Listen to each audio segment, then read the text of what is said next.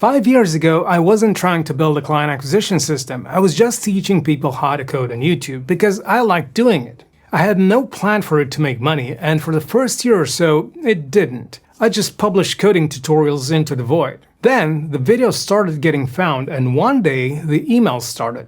Not just thanks for the tutorial, but can you build this for us? Can you consult? Do you take clients? Things like that. That channel has since generated over $550,000 and it never passed 10,000 subscribers. Now, if you're a founder, I know what that second number sounds like. 10,000 subscribers is nothing. It's not a media business, it's not an audience, and it's barely a channel. And most founders I talk to have already written YouTube off for exactly that reason. It looks like a scale game you'd have to win before it pays you anything, and you don't have 3 years to find out. That's what I assume too. It's backwards, and it's most of what I want to show you today. Because a small channel isn't a failed big one. Subscribers count the people who want more of your videos. That's not the same as the people who need what you sell. Most of the people who found me came through search, got their answers, and never subscribed to anything. My channel sat at 7,000 subscribers while individual videos did 20 and 30,000 views. The audience was small, the reach wasn't, and the reach is what matters. Last year, I stopped uploading to that channel because I'm starting again from zero on this one, which probably sounds insane. $500,000 in inbound revenue and I'm walking away from it. So let me tell you what actually happened because I don't think it's what you'd expect, and it's why I'm rebuilding this differently. Here's what nobody tells you about content that works. The videos brought in clients. The clients were mostly dev contracts, and that meant I spent 8 hours a day writing code for other people. So I had no time left to make more videos. I had a working client acquisition system, but no time to focus on it and grow my business. 5 years and $550,000 later, what I'd actually built was a job. I couldn't scale it and I couldn't take myself out of it. I didn't want another job, I wanted a business. So I'm building it again, properly this time. The acquisition system was right, so I'm not changing that. But the business model needs to change so I can focus on working on the business rather than in the business. Okay, so this acquisition system has 3 parts. Each one fixes something I got wrong the first time. But before that, let me explain why the system works at all. Outbound channels like cold emails, ads, and outreach are attention chasing. You're interrupting people who weren't looking for you, and they die the moment you stop pushing. You pay per lead, every lead, forever. Content decouples your cost from your results. You build the asset once, and it keeps bringing in leads for years. And if you're running a business, you don't need volume, you need coverage. Your buyers have maybe 20 or 30 questions they search when they've got the problem you solve. Cover those properly and you've got a pipeline that doesn't stop. But that's also the cost of this particular marketing system. A video takes a few days to make, and if you're the one making it, that time has to come from somewhere. That's the problem I ended up building my business around. So if you don't want to spend your time, that's what I do now. But I'm showing you the whole system either way. Here's the first thing I got wrong. I never thought about who my videos were for. I didn't think of them as business assets at all. I made them because I liked writing code and I had something to teach because I've been doing it for a very long time. They did well. Then I made a few videos about SaaS and pricing and building a business because that's where my head was going, and those went nowhere. And the reason matters. I'd built an audience for developers and I did sell to them, courses mostly, but that was about $50,000 and it was a hard sell every time. The other $500,000 came from founders and CTOs. People who watched the video worked out I knew what I was doing and reached out about a project. Which means almost all of my revenue came from a small slice of my audience I wasn't even making videos for. They found me by accident. Every video I made was aimed at a group that paid me the least. So this time, I worked out exactly who the channel is for before I posted anything. Not what I find interesting, that plays a part, but it's not the driver. What I'm actually researching is what my buyers type into a search bar, because that tells me 2 things: the problem they want solved, and the words they use when they want it solved right now. Someone searching a specific problem is worth more than 1,000 people who watched because the thumbnail was interesting. That's also why the subscriber count stops mattering. I'm not trying to reach everyone.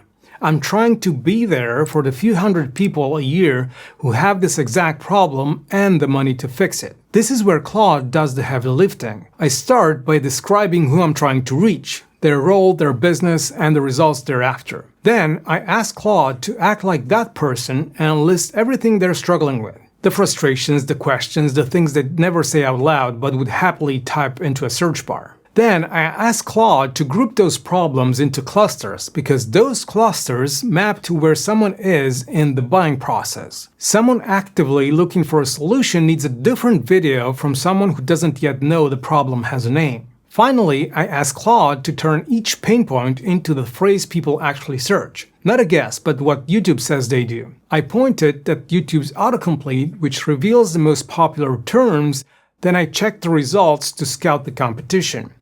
How many views, how old, where the gap is. And people ask, how long do you have to keep doing this? Which is a strange question when you think about it, because nobody asks how long they should keep running a channel that's profitable. If a video costs a few days and brings in clients for years, you keep making them. The only reason I stopped last time is that every client it brought me was another 8 hours of my own time. That's not the content being expensive, that's the business model being wrong. Okay, so back to the research. Get this part wrong and everything after it is aimed at the wrong people. I know because that's exactly what I did for 5 years. Which brings us to the actual reason the old channel stalled. It wasn't that I ran out of ideas, it's that every video was a few days of work I didn't have because I was fully booked on client work. Research, script, record, edit. And when you're delivering contracts 8 hours a day, the marketing is always what slips. That's the trap. So the rebuild has 2 rules. Marketing goes at the top of the list, not the bottom.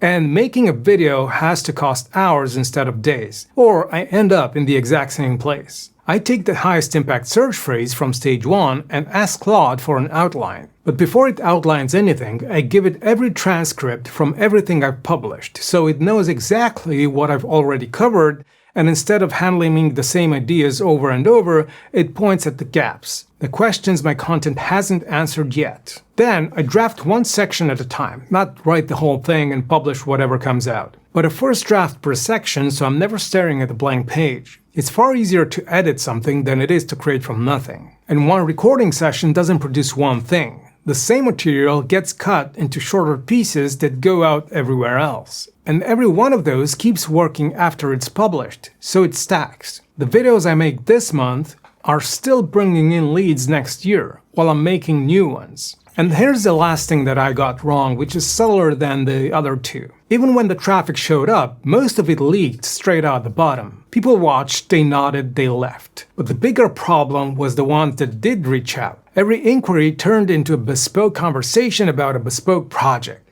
which meant every lead, good or bad, cost me an hour of my life before I even knew it was a good fit. That's the other half of how you end up with a job instead of a business. So I'm changing this as well. And it does 2 things at once. It catches people before they disappear, and it filters them before they reach my calendar. That's what a lead magnet is for, and it has to do a lot. When I started, a lead magnet meant a PDF, because anything better meant hiring a developer and waiting weeks. So everyone wrote ebooks nobody opened, including me. That constraint is gone. A tool that gives someone a personalized answer about their own situation is worth more than any PDF.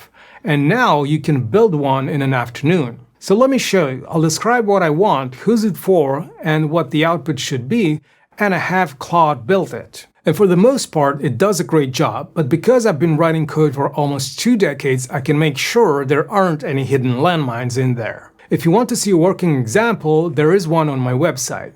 It tells a founder whether their business is ready to generate leads through YouTube and hands them a 90-day plan to do it. And the reason this matters is that you're helping someone before they book a call. So by the time you talk, they've watched your videos and you've already given them something useful. But you also know something about their situation, whether they're a good fit, roughly what they can spend, or whatever else matters to you. All before the call starts. That's the difference between a calendar full of inquiries and a calendar full of buyers. And if they're not ready to book yet, you can keep building that trust with a handful of emails over the next week or 2. You can use Claude to draft a sequence. The only rule, don't get salesy, don't pitch hard, help as much as you can.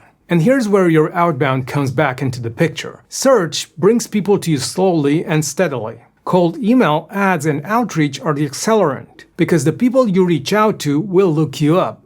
And when they find your videos, the trust barrier collapses. You go from stranger to proof of competence in minutes. So that's why I'm starting again from scratch, not because the old channel failed. It still brings in leads today, and I haven't posted in almost a year. But because what I'd built was a job. A job with very good lead flow, but a job. I couldn't scale it, and I couldn't take myself out of it. This time, it's deliberate. Research finds the demand, content covers it, and the lead magnet turns it into the right conversations instead of all of them. And it's worth saying again because it's the thing most founders get wrong about this. None of it required a big channel. It required the right few thousand people finding me at the moment they had the problem. And if you want to know whether this would work for your business before you spend a single day on it, the tool I showed you earlier does exactly that. It asks you about your situation and tells you if you're set up for this. And if you are, what the first 90 days look like. It's free, link in the description.